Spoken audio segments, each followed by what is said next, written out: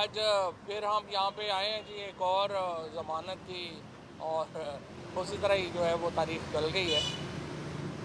हमारी दुआ है कि अल्लाह करे कि कोई मुल्क में टेम्परेचर नीचे आए, कुछ चीज़ें बेहतर हों, क्योंकि जब तक जो बाहर आपने इतनी ज़्यादा कामयाबियाँ ली हैं, जब तक मुल्क के अंदर टेम्परेचर नीचे नहीं आएगा उन कामयाबियों के असरात पाकिस्तान में नज़र नहीं आएंगे।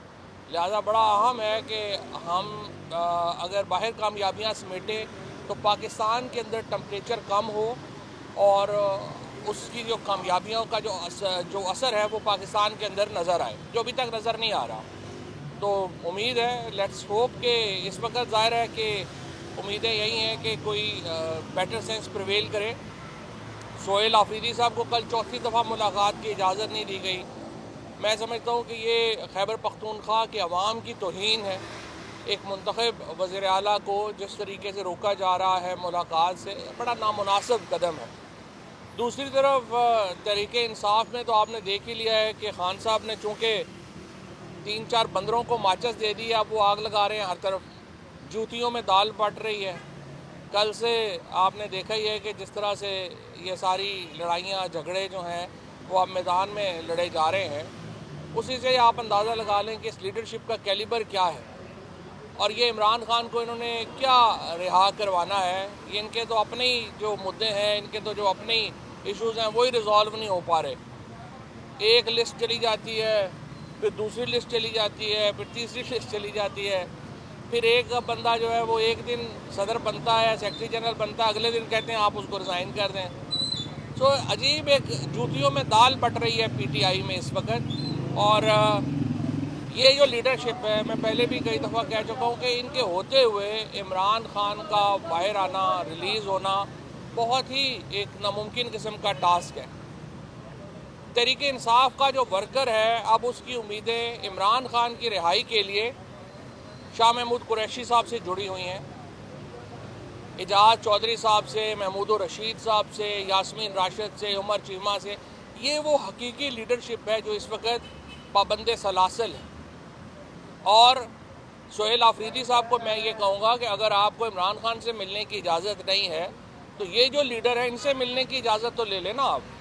आप तहरीक इंसाफ के वज़ीर आला हैं और तहरीक इंसाफ एक मुल्क गिर पार्टी है, और मुल्क गिर पार्टी होने की हैसियत से पहले अली अमीन गंडापुर साहब ने कभी कोशिश नहीं की कि वो आएँ और पंजाब के वर्कर्स के साथ, पंजाब के लीडर्स के साथ मिलें।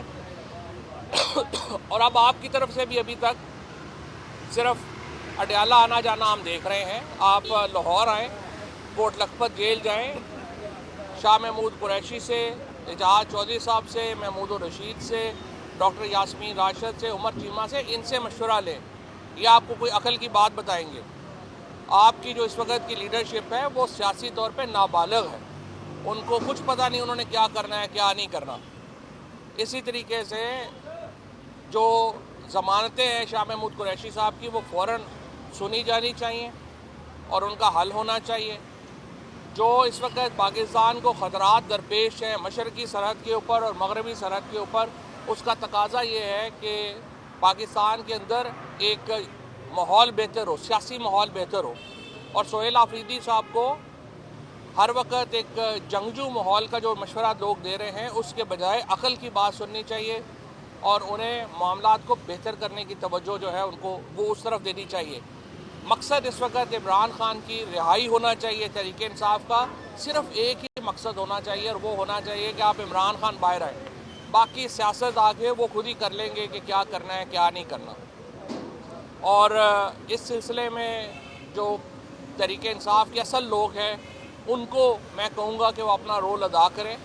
आप लोगों के ऊपर, हम लोगों के ऊपर इमरान खान के बड़े एहसानात हैं और इसलिए ज़रूरी है कि हम उनको इस तरह से इन नाबालिग लोगों की, कामकल लोगों के ऊपर ना छोड़ दें, क्योंकि इनसे नहीं होना। 2 साल 2.5 साल हो गए, इनसे नहीं हो रहा। तो इसलिए इंशाल्लाह हम अपनी कोशिश पूरी जारी रखेंगे और मुझे उम्मीद है कि शाह महमूद कुरैशी साहब जल्द रिहा होंगे, एजाज चौधरी साहब, महमूद रशीद साहब, उमर चीमा, यास्मीन राशिद जल्द रिहा होंगे और ये खैबर पख्तूनख्वा की जो हमारी लीडरशिप है, सिंध की जो लीडरशिप है, बलूचिस्तान की जो लीडरशिप है, उसके साथ मिल के इमरान खान की रिहाई के लिए अपना किरदार अदा करें।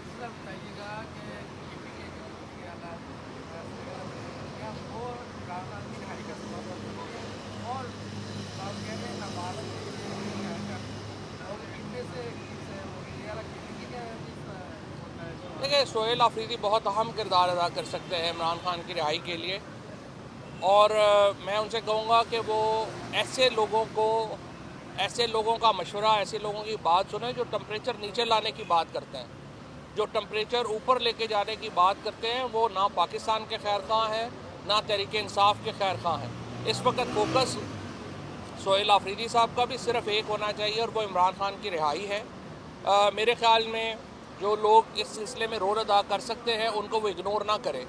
आज जिस तरह से बैरिस्टर सैफ को काबीना में शामिल अगर नहीं हो रहे, तो ये देखें, ये बड़ा धचका है तहरीक इंसाफ के मॉडरेट्स के लिए।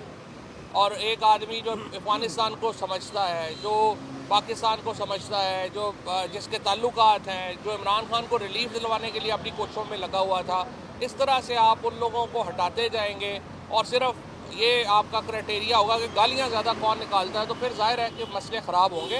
टेम्परेचर नीचे लाने के लिए अपना रोल अदा करें।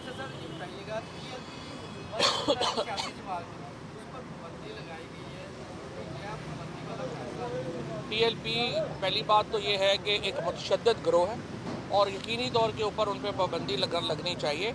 और मुझे बड़ी अफसोस है कि अभी तक काबीना ने उन्हें जो रेफरेंस है सुप्रीम कोर्ट में नहीं भेजा।